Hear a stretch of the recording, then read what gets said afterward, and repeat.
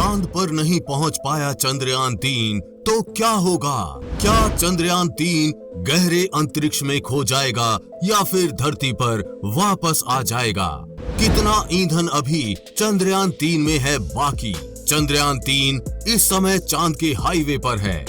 1 अगस्त 2023 की मध्य रात्रि 12:03 से 12:23 के बीच इसे ट्रांस लूनर ट्रेजेक्ट्री पर डाला गया। प्रोपल्शन मॉड्यूल के इंजन्स को करीब 20 मिनट तक ऑन किया गया। इसमें 179 किलोग्राम फ्यूल खर्च हुआ है। अब तक धरती के 5 ऑर्बिट मैन्यूवर यानी 5 चक्करों में करीब 500 से 600 किलोग्राम फ्यूल खर्च हुआ है, जबकि लॉन्च के समय प्रोपल्शन मॉड्यूल में करीब 1696.39 किलोग्राम फ्यूल भरा गया था, यानी अभी 1100 से 1200 किलोग्राम फ्यूल बचा हुआ है। चंद्रयान-3 इस हाईवे पर 5 अगस्त तक यात्रा करेगा। 5 अगस्त की शाम करीब 7 बजे से 7:30 बजे के बीच इसे चंद्रमा के पहले ऑर्बिट यानी चांद की पहली कक्षा में डाला जाएगा। चांद की सतह से इस ऑर्बिट की दूरी करीब 11,000 किलोमीटर के आसपास होगी। अब आपके मन में सवाल होगा कि अगर चंद्रयान-3 चांद की कक्षा को नहीं पकड़ पाया तो क्या वो गहरे अंतरिक्ष में खो जाएगा या फिर धरती पर वापस आ जाएगा? तो आपको बता दें, चंद्रयान-3 इस समय 38,520 किलोमीटर प्रति घंटा की रफ्तार से चांद की ओर जा रहा है। इसरो के वैज्ञानिक अब हर दिन इसकी गति थोड़ी थोड़ी धीमी करेंगे, क्योंकि जिस समय ये चांद के नजदीक पहुंचेगा यानी उसकी सतह से करीब 11,000 किलोमीटर की दूरी पर होगा, वहां पर पृथ्वी का गुरुत्वाकर्षण 0 होगा, चांद का भी करीब 0 होगा। इसे L1 पॉइंट या लैग्रांज बिंदु कहते हैं। चंद्रमा की ग्रेविटी पृथ्वी की ग्रेविटी से 6 गुना कम है, इसलिए चंद्रयान-3 की गति भी कम करनी पड़ेगी, नहीं तो वो चंद्रमा के ऑर्बिट को पकड़ नहीं पाएगा। 5 अगस्त की शाम करीब 7 बजे से 7:30 बजे के बीच इसे चंद्रमा के पहले ऑर्बिट यानी चांद की पहली कक्षा में डाला जाएगा। अगर चंद्रयान ऐसा नहीं कर पाता है तो घबराने की जरूरत नहीं है।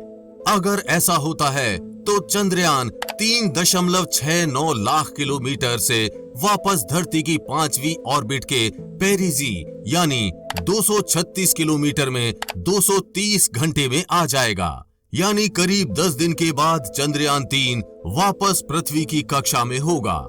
कुछ लोग अब सोच रहे होंगे ये धरती पर वापस आ जाएगा, लेकिन नहीं, ये गलत है।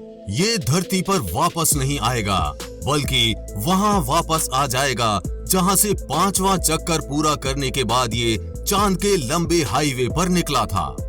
इसके बाद इसरो पृथ्वी की 5वीं कक्षा से चंद्रयान-3 को चांद पर भेजने का एक और प्रयास करेगा।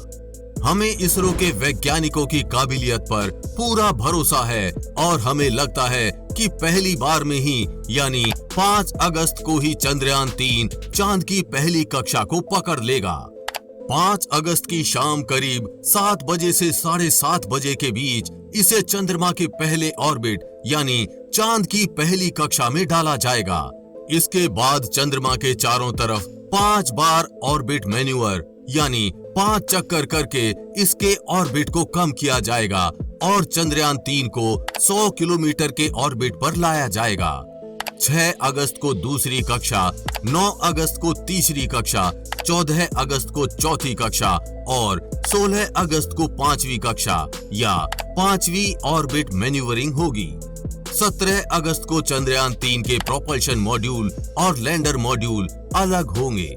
अलग होने से पहले दोनों मॉड्यूल चंद्रमा के चारों तरफ 100 गुना 100 किलोमीटर की दूरी वाले ऑर्बिट में चक्कर लगाएंगे। 18 अगस्त 2023 को शुरू होगी डी ऑर्बिटिंग और डी बूस्टिंग। डी ऑर्बिटिंग यानी जिस दिशा में चंद्रयान-3 चक्कर लगा रहा था उसके विपरीत दिशा में घूमना।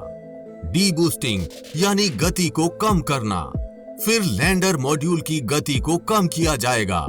अभी तक चंद्रयान-3 के इंटीग्रेटेड मॉड्यूल का मुंह चांद की ओर था, जल्द ही इसे घुमाया जाएगा ताकि डी ऑर्बिटिंग या डी बूस्टिंग करते समय चंद्रयान 3 को दिक्कत ना हो। उसे 180 डिग्री का घुमाव देकर उल्टी दिशा में घुमाएंगे ताकि उसकी गति कम हो सके। इस ऑर्बिट से चांद की तरफ जाने के लिए गति को 2.38 किलोमीटर प्रति सेकंड से कम करके 1 किलोमीटर प्रति सेकंड किया जाएगा। दूसरी डी ऑर्बिटिंग 20 अगस्त को की जाएगी। तब चंद्रयान 3 के लैंडर को 100 गुणा 30 किलोमीटर के लूनर ऑर्बिट में डाला जाएगा। 5 अगस्त से लेकर 23 अगस्त तक चंद्रयान 3 की गति को लगातार कम किया जाएगा। चंद्रमा की ग्रेविटी के हिसाब से फिलहाल चंद्रयान 3 की गति बहुत ज्यादा है। इसे कम करके 1 किलोमीटर प्रति सेकंड पर लाना होगा, यानी 3600 किलोमीटर प्रति घंटा की रफ्तार। इस गति पर ही चंद्रयान 3 चंद्रमा के ऑर्बिट को पकड़ेगा। इसके बाद 23 अगस्त की शाम 5:47 पर चंद्रयान 3 का लैंडर चांद की उस सतह पर उतरेगा। इसे धीरे धीरे चांद के दक्षिणी ध्रुव पर लैंड कराया जाएगा।